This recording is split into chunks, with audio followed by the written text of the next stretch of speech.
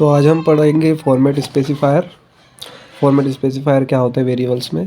Format specifiers are use together with the printf functions to tell the compiler what type of data the variable is storing. It is basically a placeholder for the variable value. A format specifier start with a percentage sign followed by a character. मुझे पता है तुम्हें घंटा कुछ समझ में नहीं आया होगा, तो मैं तुम्हें समझाऊंगा कि स्पेसिफायर क्या होते हैं वेरिएबल्स में।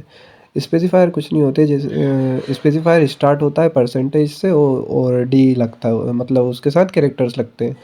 तो और डबल कोट्स के अंदर लिखा जाता है उसे प्रिंटफ फंक्शन में के अंदर।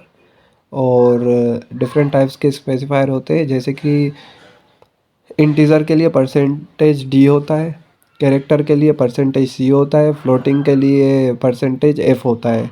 अभी हम कोड करेंगे तो आगे आपको समझ में आएगा क्या चीज़ है ये फॉर्मेट स्पेसिफायर। तो चलते हैं अपन अपने कोड पर, ठीक है। ये आ चुके हैं हम अपने कोड पर। तो यहाँ हमारा कोड बना हुआ है। पहले हमने वेरिएबल्स तो बनाना सीख ही गए थे, फिर भी मैं एक बार बता दूं कि ये इंटीजर जो है हमारा टाइप से, माइनम हमारा वेरिएबल का नाम है, और इक्वल टू से हमने वैल्यू असाइन करी है किसमें, वेरिएबल में, अपने माइनम में।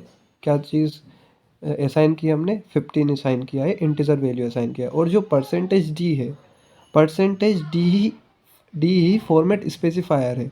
अगर ये हम नहीं लगाएंगे तो एरर देगा। देखो अभी हमने परसेंटेज डी और माइनम प्रिंट करवाया है, तो हमारा देखो 15, एक देखो 15 आंसर आ गया। अगर मैं इसे हटा दूँ,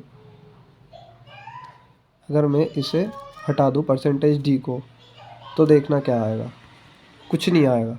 देखना, हाँ हो गया, देखो कुछ नहीं आया। अब हम दूसरा लेते हैं, जैसे कि हमने कैरेक्टर लिया, कैरेक्टर के लिए दूसरा लेते हैं। अब हमने कैरेक्टर वैल्यू ली, कैरेक्टर वैल्यू के लिए ए आया, इसमें सिंगल कोट्स में आएगा ए। और फॉर्मेट स्पेसिफायर इसके लिए यूज़ होता है परसेंटेज सी, और हम प्रिंट करेंगे माइनम। तो ये देखो क्या करेगा, कैरेक्टर। वो सुना था ना, हर कोट के बाद सेमीकोलन लगता है, इसलिए एरर दे देता है ये। सी प्लस सी की यही खासियत है। ये देखो ए प्रिंट हो गया। एरर शो करता है अगर सेमीकोलन नहीं लगाते हैं तो हम। चलो अब हम परसेंटेज डी लगा के देखते हैं कैरेक्टर टाइप में क्या होता है। उड़ी बाबा 65 आ गया। हाँ भाई 65 आएगा, क्योंकि ये इसकी स्काई वैल्यू है। स्काई वैल्यू क्या चीज़ है ये हम आगे लेक्चर में बात करेंगे, इसी लेक्चर में, घबराए नहीं। 65 कैसे आ गया।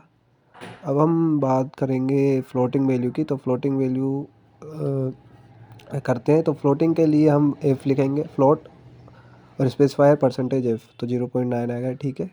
अब हम बात करेंगे स्काई वैल्यू की। स्काई वैल्यू क्या होती है। अरे भाई वो स्काई वैल्यू नहीं होती, एस की वैल्यू होती है। चल चल तेरे बाप को मत सिखा, ठीक है। चलो बकचोदी छोड़ के आगे बढ़ते हैं। एस की वैल्यू होती है, जो होती है कि मतलब मशीन को क्या है, A B C D E F G तो समझ में नहीं आएगा। अब उसे 0 1 समझ में आता है, तो हमने क्या रखा है, ए बी सी डी के लिए भी नंबरिंग कर दी है। तो ए फॉर तू समझा? 65, ऐसे ही अपर केस के लिए नहीं, ए तू टू समझा नहीं। जेड 65 से 90 तक है, और लोअर केस के लिए 97 से 122 तक है, ठीक है। और अगर तुम्हें ज़्यादा ही जानना है स्काई वैल्यू के बारे में तो गूगल भी कर सकते हो। मैं ज़्यादा बकचोदी नहीं करता हूँ, ठीक है। मैं इतना ही समझाता हूँ जितना समझाने करेगा। अब निकल लो अब।